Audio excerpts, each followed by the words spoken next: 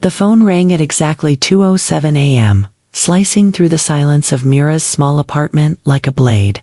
She had been asleep for barely 3 hours after finishing a late shift at the diner. Her body heavy with exhaustion, her dreams shallow and restless.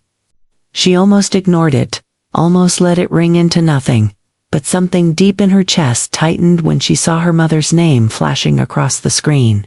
Rita never called this late unless something was wrong. Mira answered, her voice groggy but alert. Mom? What came through the line wasn't calm explanation, it was panic-wrapped in urgency. Mira, it's Vanessa. She's pregnant. The words didn't land all at once. They drifted, hovered, and then slammed into her consciousness with a force that made her sit upright. Vanessa, her younger sister, only 16, reckless, bright, stubborn, pregnant. The silence that followed stretched painfully until Rita spoke again, her tone shifting from panic to something colder, more calculated. We need you to come home. Now. Within an hour, Mira was driving through empty streets, her mind racing faster than the speedometer. By the time she walked into her parents' house, the air felt thick with judgment, fear, and something unspoken. Vanessa sat curled on the couch, eyes red, arms wrapped around herself like she was trying to disappear. Their father stood near the window, rigid and distant. Rita wasted no time. We can't let this ruin everything, she said, her voice firm, almost rehearsed. Vanessa has a future, college, a life ahead of her. Mira frowned, confusion rising. So, what are you saying? Rita exchanged a glance with her husband before delivering the sentence that would change everything. You'll take the baby? Mira blinked, certain she had misheard. What? You're older. You're responsible. You can handle this, Rita continued, as if explaining a simple chore. We'll say it's yours. No one needs to know. The room spun. Mira looked at Vanessa, expecting protest, denial, something, but her sister remained silent, eyes fixed on the floor. And if I say no? Mira asked, her voice barely steady. Her father finally spoke, his tone low and heavy. Then the baby goes up for adoption, and Vanessa's life is over.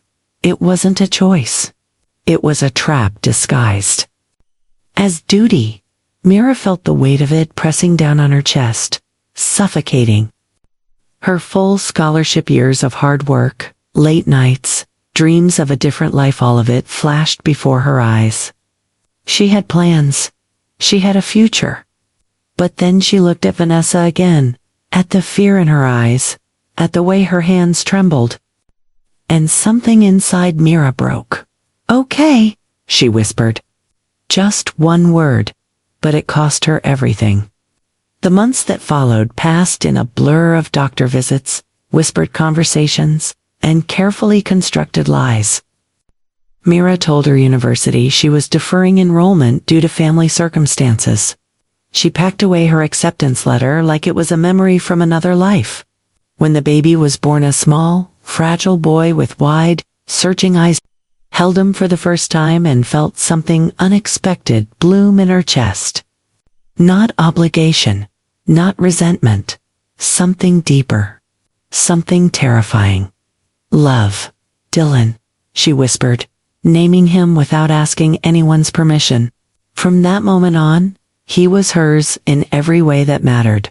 But love didn't make life easier and made it harder. The nights were long and unforgiving, filled with cries that echoed through thin apartment walls.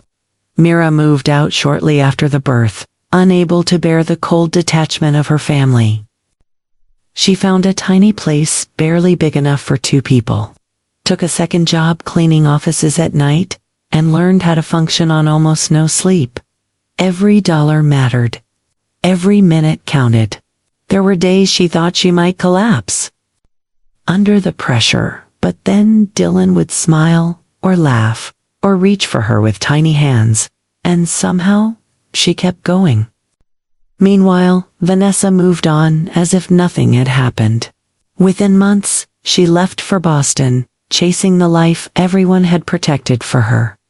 At 9:50 on a random Tuesday morning, a fax arrived at Mira's workplace official documents, relinquishing Vanessa's parental rights.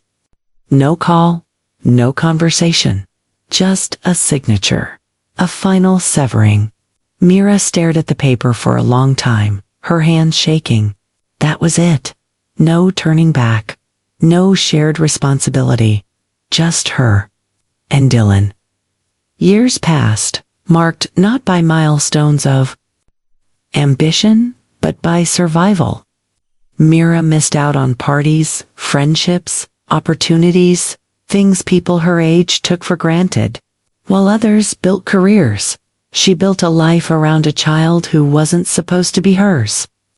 She learned how to soothe fevers at 3 a.m., how to stretch groceries for an extra week, how to hide her exhaustion behind a smile so Dylan would never feel the weight she carried. Her family rarely visited. When they did, it felt more like obligation than love. They brought gifts, sometimes cheap toys, forced smiles, but they never stayed long enough to truly know him. To them, Dylan was a problem that had been solved. To Mira, he was everything.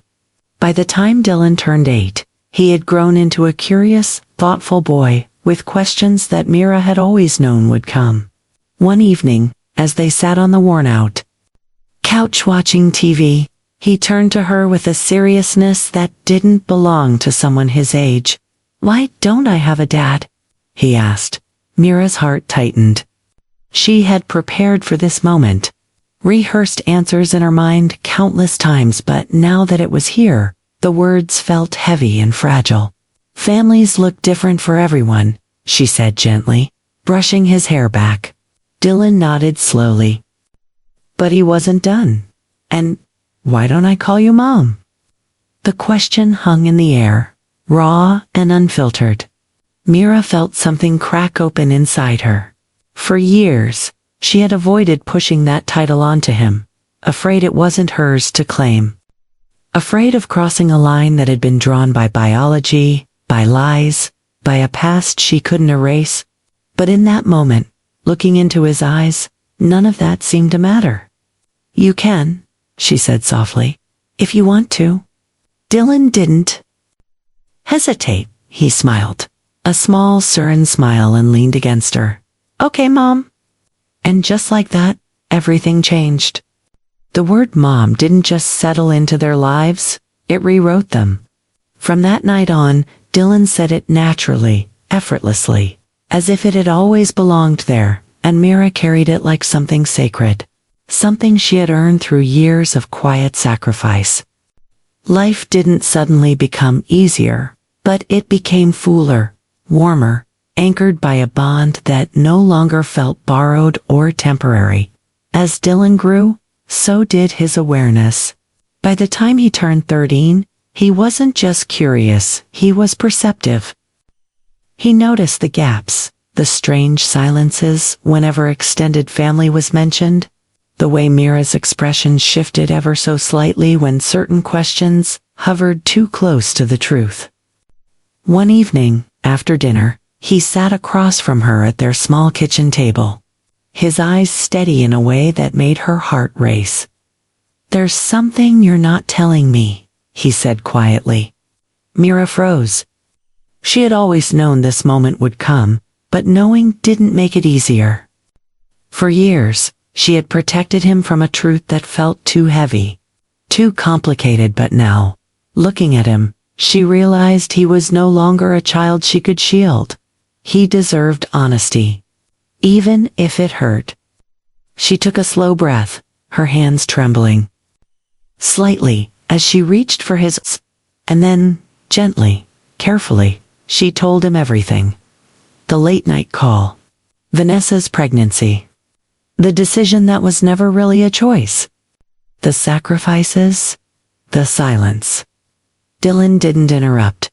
He listened, his face unreadable, his grip tightening around her hand as the story unfolded. When she finished, the room felt impossibly quiet. For a moment, Mira couldn't breathe. "So, Vanessa is my real mom?" he finally asked. The words cut deeper than she expected, but she nodded. "Biologically, yes." Another long pause. And then Dylan looked at her really, looked at her, and something in his expression shifted. Softened. "She missed everything, didn't she?" he said, his voice low, almost sad. Mira blinked, caught off guard. "What do you mean?" "All of it," Dylan continued. "My first steps. My first day of school. Every birthday. Every time I got sick and you stayed up all night?" He swallowed hard. She missed all of that. There was no anger in his voice, just quiet realization. And somehow, that made it even more powerful. Mira felt tears sting her eyes, but she didn't let them fall. Instead, she squeezed his hand. "Yeah," she whispered. "She did." Dylan nodded slowly, then leaned forward and wrapped his arms around her. "I'm glad it was you," he said simply. That moment should have been the end of it. The truth revealed, the bond strengthened, but life rarely ties things up so neatly. A few years later, everything unraveled again. It started with something small. One evening, while scrolling through Mira's old tablet looking for a school file, Dylan stumbled upon a group chat. It was labeled with a family name he recognized but rarely thought about. Curiosity pulled him in. What he found made his stomach drop. Messages. Dozens of them. Casual. Detached. Discussions about him not as a person, but as a situation.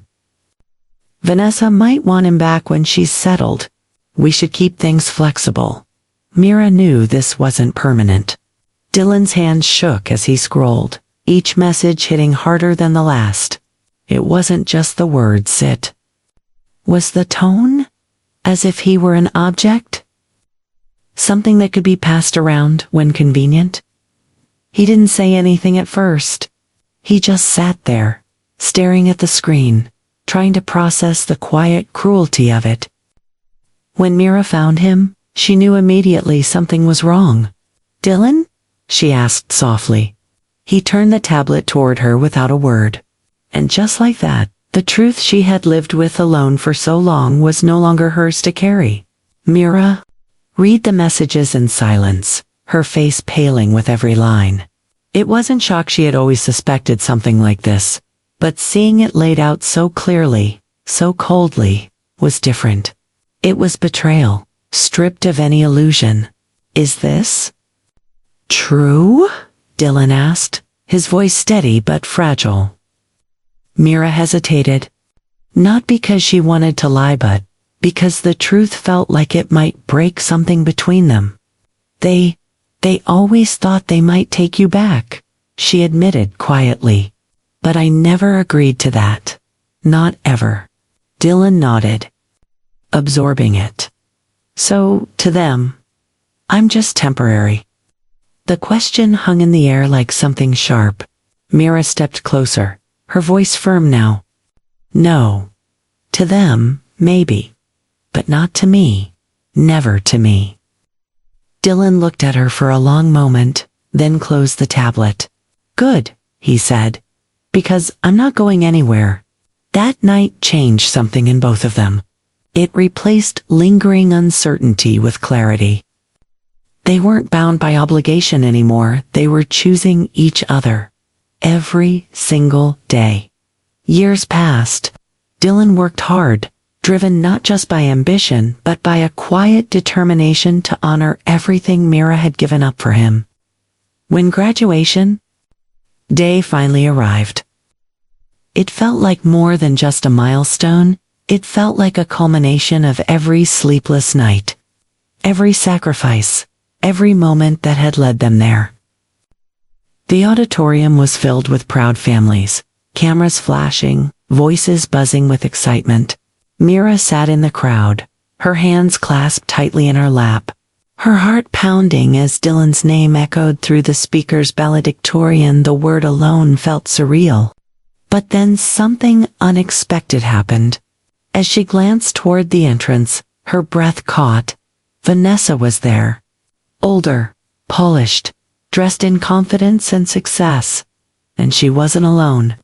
A man stood beside her, well-dressed, composed clearly. Someone important in her life. In Vanessa's hands was a cake, decorated with neat, elegant writing. "Congratulations from your real mom." Mira's chest tightened. Not anger, not even shock, just a deep, quiet ache. Dylan saw her too. For a split second, something unreadable crossed his face, but then it was gone, replaced by calm focus as he stepped up to the podium. The room fell silent. He adjusted the microphone, glanced briefly at the crowd and then began. "People always ask what success looks like," he said, his voice clear and steady. "They think it's about titles, achievements, recognition." He paused, letting the silence settle. "But for me, success has always looked like one person." Mira's breath caught. Dylan's gaze found her in the crowd. "Her name is Mira Summers." A murmur rippled through the audience. "She's the woman who raised me. The one who stayed when it would have been easier to leave. The one who chose MA every single day." His voice didn't waver. "While others were planning my future like I was something temporary, she was building a life with me. A real one." Across the room, Vanessa's smile faltered. The man beside her shifted uncomfortably. "Biology might explain where I came from," Dylan continued, "but it doesn't define who showed up, who cared, who loved me when it wasn't convenient." He took a breath, his voice softening just slightly. "And love, real love, is a choice?" By the time he finished, the room was silent for a heartbeat, and then it erupted into applause. Not polite applause. Not expected applause. Something deeper. Something real. But Dylan wasn't done. After the ceremony, he walked straight toward Mira first, ignoring everything else, everyone else. He wrapped his arms around her, holding her tightly. "This is yours too," he whispered. Then, slowly, he turned to face Vanessa and Rita. The air shifted instantly. "I know the truth," he said calmly. "No anger. No shouting. Just clarity. And I'm not here to punish anyone." Vanessa opened her mouth, but no words came out. "But you don't get to rewrite the story now," Dylan continued. "You don't get to show up at the end and claim something you didn't build." The man beside Vanessa looked at her, confusion turning into realization. Within seconds, the cracks in her carefully constructed image were visible. "If you want to be part of my life," Dylan added, his tone firm but fair, "then it starts with honesty. No lies, no pretending." He paused, "and no expectations." Vanessa lowered her eyes, her silence louder than any apology. "Without another word, the man beside her stepped back, then turned and walked away. Just like that, it was over. Not with drama. Not with chaos. But with truth. As the crowd slowly dispersed, Dylan reached into his bag and pulled out something smaller, worn, faded yellow blanket. Mira's breath hitched. He had kept it all these years. "You gave this to me when I was a baby," he said softly. "You said it would always mean I was safe." He placed it gently in her hands. "You were right." Mira finally let the tears fall. Not from pain, but from something far stronger. Something unbreakable. In that moment, there were no doubts left. No shadows. No past strong enough to undo what they had built. Because in the end, love didn't come from blood. It came from choice. And they had chosen each other. Every single day.